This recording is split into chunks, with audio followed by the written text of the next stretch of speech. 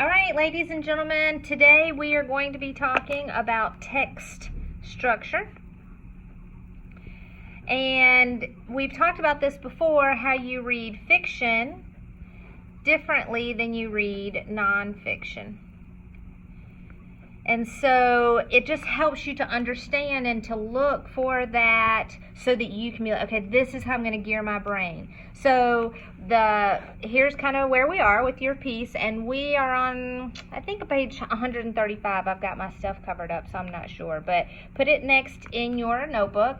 And so let's just go ahead and get started. So there are basically 5 different types of text structure, and you know I love the 4 corners note-taking option, so I'm going to go ahead and do that, and you'll be like, Miss Lyda, there were 5 of them, and so I'm going to use this space up here, and I'm going to start out with the first one, which is chronological order.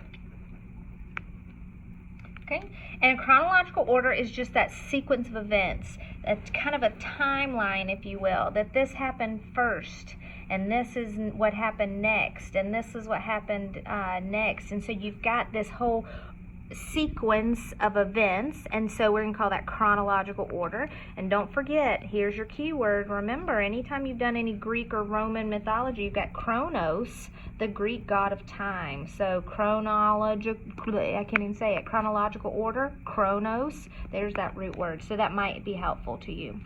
Another thing we have, now I'm just going to use our 4 corners piece, is sequence of events. So chronological order, back over here, is about time. And then we have sequence of events. And that is, you know, maybe not necessarily time. This might have to do with a recipe. And so you've got, you know, you add this first, you do this first or second. So those kind of things, if you're getting directions on how to make something,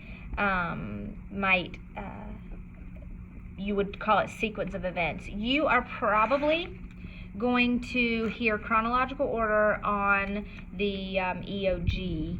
If you see it, they will use chronological order, and it will be some kind of, and I better take that out here. Let's just call this time.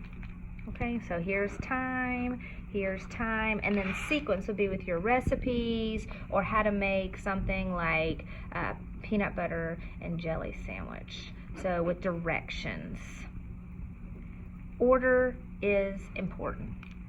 So the next thing, we're going to talk about cause and effect.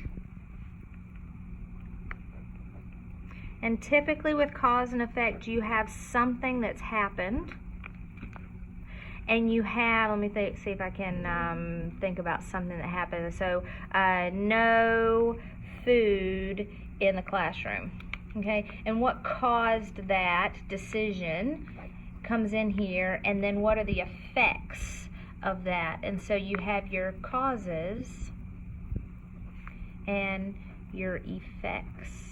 And so you can have multiple causes, you can have multiple effects. You can also have an issue like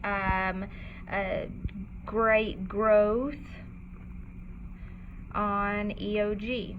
And you can only have one side of this. Like, what caused that great growth? You know, your attention to detail, your extra reading, your, I don't know, just focus. And so you might just be, what are the causes of that?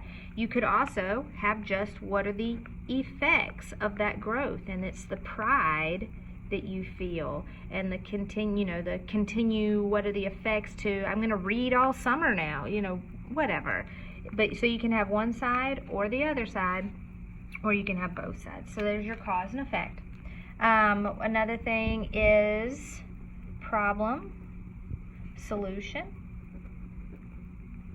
And so of course you have, right now I notice that we have ants in the classroom. And you might have, one solution is, no more food. Another solution might be to spray, S-P-R-A, for ants.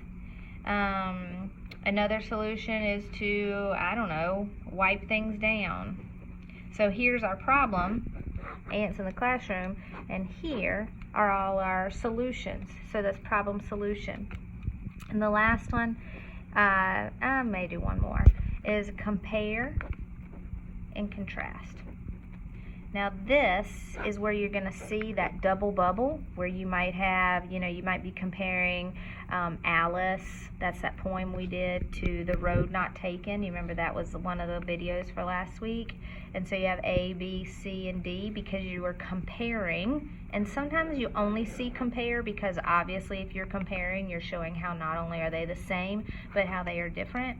And so a double bubble is a great, or double barrel, sorry, a great tool for that. And you'll see it because there might be 2 poems or 2 passages, or maybe they'll have 1 poem and 1 passage.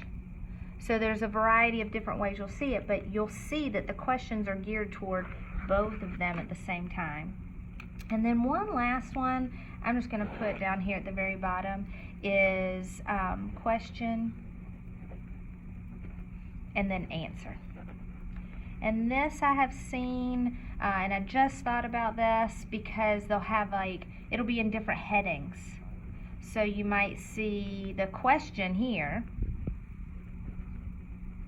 like how to know if your cat loves you, and then the different answers here.